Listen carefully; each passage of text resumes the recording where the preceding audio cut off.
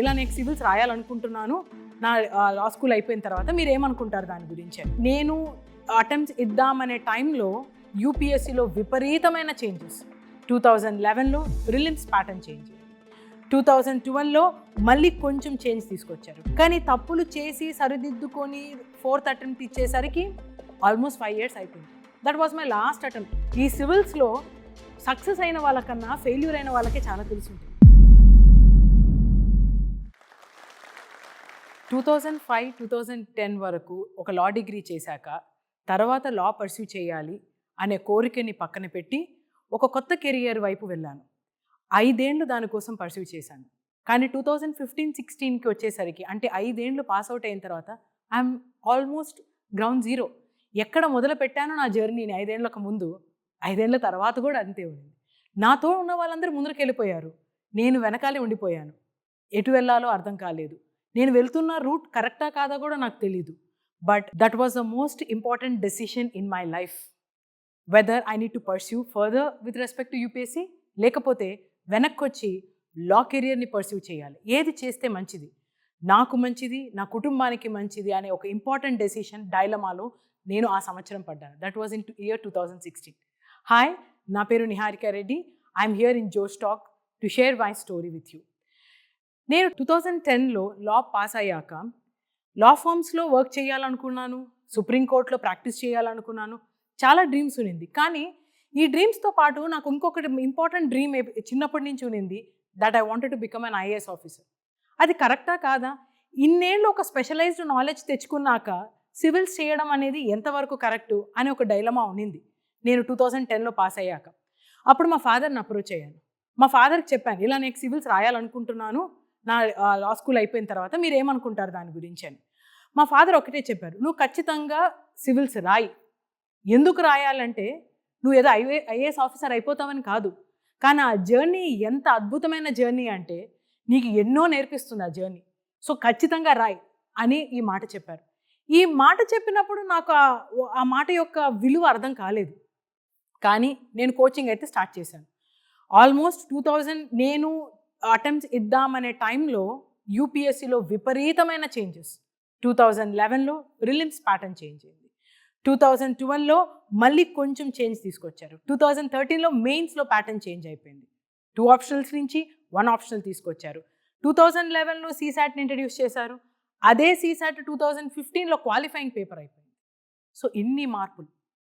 నాలో ఎన్నో ప్రాబ్లమ్స్ ఉండింది. ఫస్ట్ ఇంపార్టెంట్ డ్రాబ్యాక్ నాలో ఏముండింది అంటే, I'm not a good person in aptitude, because I had a law background. నాకు అంత బాగా యాప్టిట్యూడ్ రాదు. బట్ నా తోటి ఉన్న వాళ్ళు who were actually engineering graduates were very good at that. చాలా బాగా రాసేవాళ్ళు సీసాట్ని. నేను జిఎస్లో ఎంత హై స్కోర్ చేసినా సీసాట్ని టచ్ చేయలేకపోయాను, because CSAT it's very easy to score. GS అలా కాదు, ఎంతో కృషి ఉండాలి. ఎంతో కృషి ఉన్నప్పటికీ జిఎస్లో వచ్చిన marks can never beat CSAT marks. ఇలాంటి పరిస్థితి నాది. సో ఇలా జర్నీ చేస్తూ చేస్తూ ఒక 4 అటెంప్ట్స్ ఇచ్చాను. నేను 1 year కోచింగ్కి స్పెండ్ చేశాను. తర్వాత 4 అటెంప్ట్స్ ఇచ్చాను. 4 అటెంప్ట్స్లో ప్రిలిమ్స్ మెయిన్స్ క్లియర్ చేసి ఇంటర్వ్యూ దాకా వెళ్ళాను. ఈ జర్నీలో నేను ఫైనల్ లిస్ట్లో అయితే రాలేదు నా ర్యాంక్ ఎప్పటికీ. ఎన్నో తప్పులు చేశాను. ఆ తప్పులు వెనక్కి చూసుకున్న తర్వాత అర్థమైంది, ఓహో ఈ తప్పులు, ఇవన్నీ తప్పులు చేశానా నేను. కానీ తప్పులు చేసి సరిదిద్దుకొని 4th అటెంప్ట్ ఇచ్చేసరికి ఆల్మోస్ట్ 5 years అయిపోయింది. That was my last attempt. 2015లో ఇచ్చాను. అప్పుడు కూడా మెయిన్స్ రాశాను, but I couldn't make it to the final list. నేను ఆ తర్వాత 2015, అంటే 2015లో ఎగ్జామ్ రాస్తే 2016లో రిజల్ట్ వస్తుంది. 2016 was a tough year for me. Why? Hard work ప్రకారంగా కాదు, ఏం చేయాలా లైఫ్లో. ఆల్రెడీ 5 years స్పెండ్ చేసేసాను దీని మీద. మళ్ళీ ఇది ఒక స్నేక్ అండ్ ల్యాడర్ గేమ్ లాగా సివిల్స్ అనేది. నువ్వు ఎంత లాస్ట్ పాయింట్ వరకు వెళ్ళి అక్కడ సక్సీడ్ అవ్వలేదు అనుకోండి, మొదటి పాయింట్కి వచ్చేస్తావు. You are nowhere. నువ్వు ప్రిలిమ్స్లో అద్భుతంగా రాస్తే ఏంటి, మెయిన్స్లో అద్భుతంగా రాస్తే ఏంటి, ఇంటర్వ్యూ చాలా బాగా చేస్తే ఏంటి, నీ పేరు ఫైనల్ లిస్ట్లో ఉందా లేదా అనేది ముఖ్యం. నా పేరు లేదు. So what I'm I suppose to do? 2016లో that was a tough decision, whether I have to pursue this or I have to go back to my law. ఇక్కడ నాకు ఆ టైంలో మెంటర్స్ అనేవాళ్ళు, మా ఫాదర్ ఎందుకు ఈ జర్నీ ఇంపార్టెంట్ అని చెప్పే వరకే చెప్పారు. బట్ నాకు యాజ్ సచ్ సివిల్స్ ఎలా ప్రిపేర్ అవ్వాలో గైడెన్స్ లేకుండే. దానివల్ల చాలా అటెంప్ట్స్ నాకు వేస్ట్ అయ్యాయి, చాలా తప్పులు నేను చేశాను. కానీ తర్వాత ఏం చేయాలి, 2016లో నేను ఫర్దర్ కంటిన్యూ చేయాలా లాని అనే క్వశ్చన్ నాకు వచ్చింది. ఆ సమయంలో ఐ డిసైడెడ్, నా close family members including my mother, father, brother, close friends అందరు కలిసి 4 attempts in life, 5 years in life is very very precious. Already try చేసేసాను.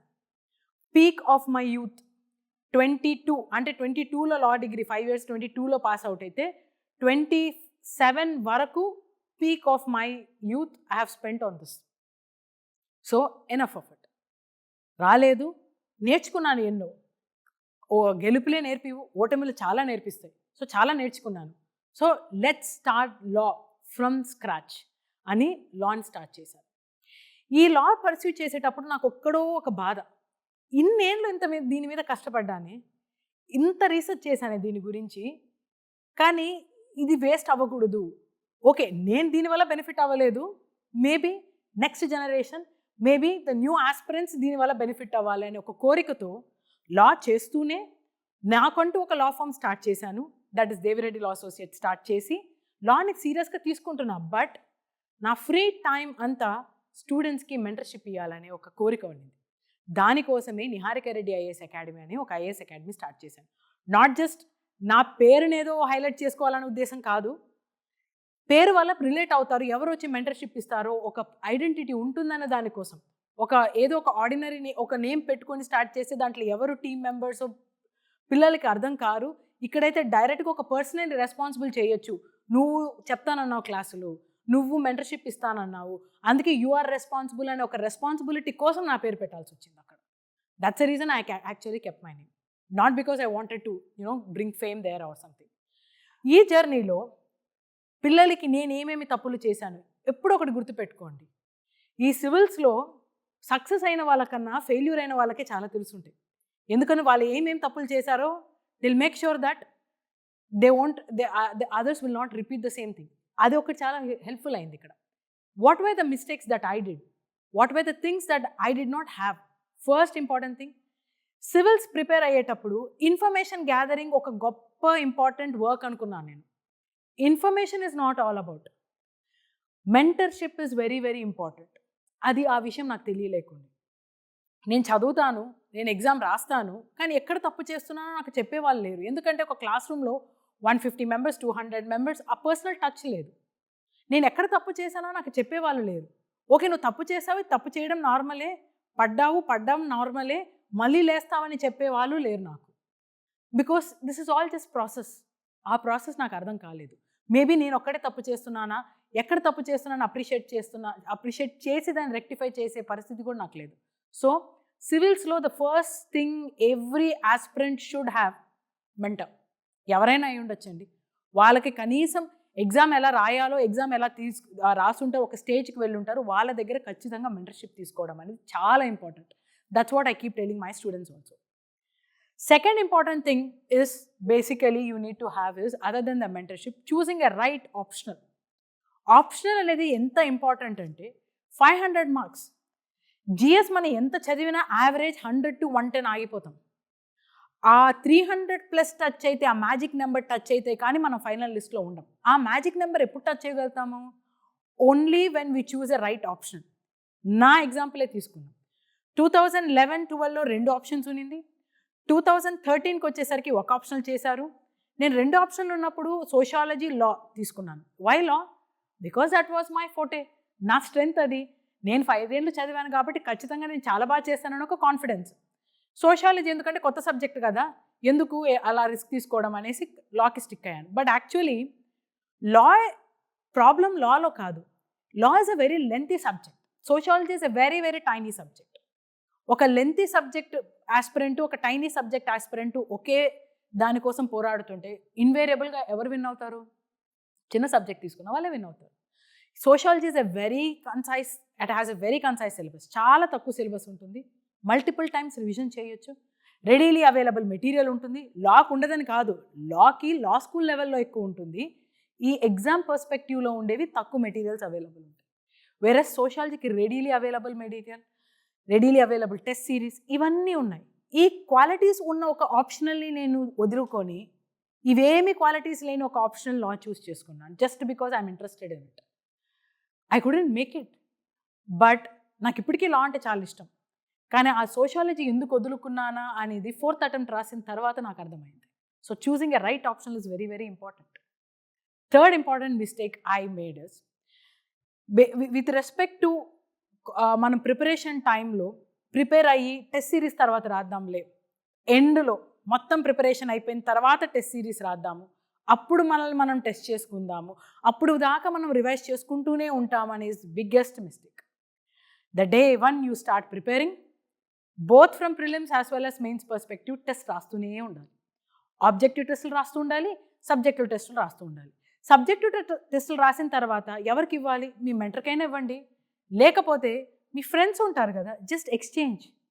వాళ్ళ ఆన్సర్ స్క్రిప్ట్స్ మీరు చదవండి, మీ ఆన్సర్ స్క్రిప్ట్స్ వాళ్ళు చదవండి. దానివల్ల మీకు ఒక కొత్త పర్స్పెక్టివ్ వస్తుంది, రిఫ్రెషింగ్ ఐడియాస్ వస్తాయి. సో ఇవన్నీ ఖచ్చితంగా చేయాలి. That was another mistake I made. The only best thing that I did is I did a very, very in-depth research about all the subjects, especially polity, constitution మీద in-depth analysis చేశాను. అందుకనే I could able to author a book called as Essentials of Indian Polity and Constitution, which is one of the best-selling book nowadays. దీంతో పాటు ఇంకొక మంచి పని ఏం చేశాను తెలుసా? I just gave only 4 attempts. దానికి మించి టైం స్పెండ్ చేయకండి.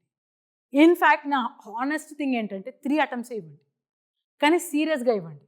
ఆ 3 attempts సీరియస్ ఫైనల్ అటెంప్ట్స్ అని మీరు సైకలాజికల్గా ప్రిపేర్ అయితే తప్ప నేను నెక్స్ట్ అటెంప్ట్ బాగిస్తాలే, దాని తర్వాత బాగిస్తానులే, ఇయర్స్ అయిపోతూనే ఉంటాయి. మనం సక్సెస్ అవ్వకపోతే మనతో ఈ ప్రైమ్ ఏజ్ మళ్ళీ రాదు, మనతో ఉండే వాళ్ళు ముందరికి వెళ్ళిపోతుంటారు. It's not just a competitive world అండి. ఇక్కడ మీ 3 attemptsలో మీరు ఫస్ట్ అటెంప్ట్ ప్రిపరేషన్కి ఇచ్చుంటే నెక్స్ట్ 2-3 attempts మీరు ఖచ్చితంగా సీరియస్గా ఇవ్వాలి, లేదా no problem you can actually come out. Why? 10 lakh aspirants రాస్తారండి, దీంట్లో ఓన్లీ 1000 మంది మాత్రమే ఫైనల్ లిస్ట్లో they will make in to the final list. Why? Other people are not that worthy, not that, just they played smart and it work for them in that particular year, అంతే. ఎంతోమంది ర్యాంకులు వచ్చి కూడా next స్టేజ్లో prelims కూడా clear చేయలేని పరిస్థితులు ఉన్నాయి. అంటే వాళ్ళు అప్పుడు తెలివిగా ఉండి తర్వాత తెలివిపోయిందని కాదు, అందరూ తెలివైన వాళ్ళే. ఆ స్మార్ట్ వర్క్ కావాలి, ఎప్పుడు ఎంటర్ అవ్వాలో తెలియాలి, ఎప్పుడు బయటికి రావాలో కూడా తెలియాలి. That's the only thing I suggest for the UPSC aspirants. మీరు ఎప్పుడు ఏ ఆస్పిరెంట్ అయినా సివిల్స్కి ప్రిపేర్ అయ్యామని డిసైడ్ అయితే ఓన్లీ వన్ థింగ్, ఎప్పుడు ఎంటర్ అవ్వాలో డిసైడ్ అయ్యారు కదా, ఎప్పుడు బయటికి రావాలో కూడా మీరే డిసైడ్ అవ్వండి. Second important thing, plan A civils అయితే ప్లాన్ బి ఖచ్చితంగా పెట్టుకోండి. Without plan B don't enter in to civils. That's very disasters. Me youth అనేది మీ యొక్క అసెట్టే కాదు, మీ యొక్క జీవితమే కాదు, దేశం కూడా మీ మీదే ఆధారపడి ఉంది. So it's very very important. You are the important asset for the country. So ఆ ప్లాన్ బి పెట్టుకొని సివిల్స్కి ప్రిపేర్ అవ్వండి. మెంటర్షిప్, ప్రాపర్ ఆప్షనల్ తీసుకొని గుడ్ టెస్ట్ సిరీస్ రాయండి. There is nothing that can stop you. Thank you, Josh Talks, for this lovely opportunity. మీరు జోష్ talks చూస్తున్నారు అంటే మీ లైఫ్లో ఏదైనా సాధించాలి అనుకుంటున్నారని అర్థం. ఈ నేర్చుకునే క్రమంలో మీకు తోడుగా ఉంటుంది జోష్ టాక్స్ ఇంగ్లీష్ స్పీకింగ్ యాప్. ఇందులో మీ డ్రీమ్స్ని సాధించడానికి కావాల్సిన అన్ని స్కిల్స్ నేర్చుకోవడానికి మేము హెల్ప్ చేస్తాము. ఇంగ్లీష్ మాట్లాడటానికి కాన్ఫిడెన్స్ లేకపోయినా మీ పర్సనాలిటీని డెవలప్ చేసుకోవాలి అనుకున్న వన్ స్టాప్ సొల్యూషన్ జోష్ టాక్స్ ఇంగ్లీష్ స్పీకింగ్ యాప్. ఇక్కడ మీకు ఒక కమ్యూనిటీ ఉంది మీకు హెల్ప్ చేయడానికి. ఇంకెందుకు లేట్, ఈ రోజే డౌన్లోడ్ చేసుకోండి జోష్ టాక్స్ ఇంగ్లీష్ స్పీకింగ్ యాప్. మీ కళల వైపు మొదటి అడుగు వేయండి.